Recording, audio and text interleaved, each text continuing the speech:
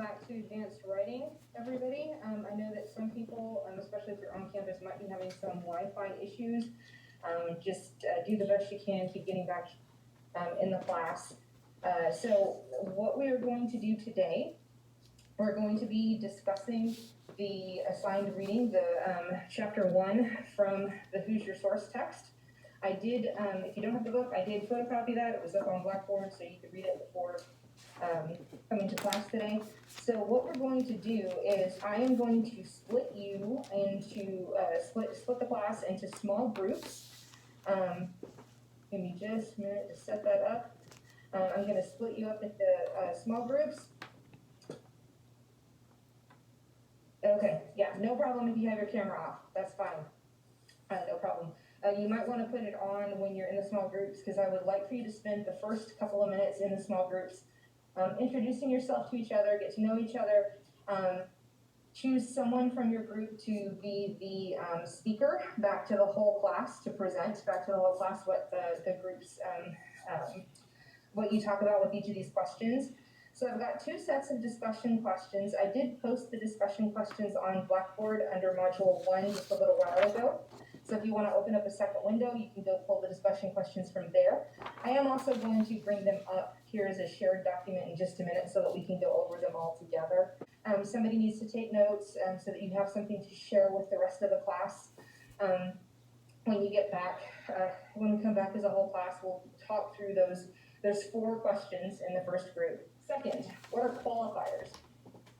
Why is it important to use them? Give 2 examples of sentences that are inaccurate or misleading on their own, and then revise them using qualifiers to make them more accurate. And if you've looked at the worksheet for Module 1, you know there's a question about qualifiers on the worksheet. What do the authors mean when they ask if you can have too much ethos? So this whole little subsection in there about too much ethos. So what does that mean? And why do you think some people dismiss experience as bias? Is that reasonable? Do you think this is really a problem? Is this reasonable? This is question number 4. What is confirmation bias? How much of a problem do you think that is? Discuss a specific example that demonstrates why confirmation bias is something writers need to be aware of. So why do we as writers need to be aware of confirmation bias? If you don't have the experience, or like as other people, they're like, oh no, like it's okay, it's fine. So yeah. So you really do need all 3 parts, right? Because even if you have the facts, if they don't know who you are, they don't know why they should believe you or trust you, right?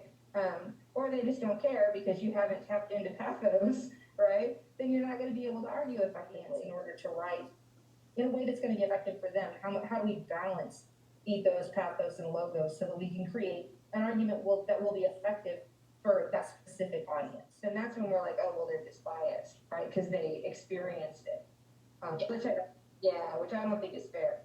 Last group, what were you going to say about the too much ethos? And I will see you all then. Email me with questions.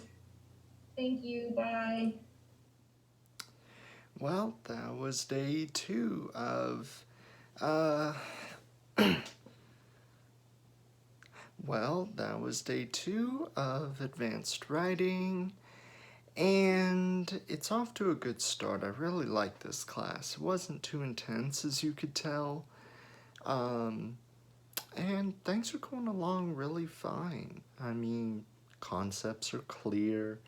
We don't have really challenging assignments. We only have 7 assignments, actually, in this class. I think it's 7 or 8. I think it's 7. But yeah, everything's going well. Everything makes sense. So it's going to be a good class.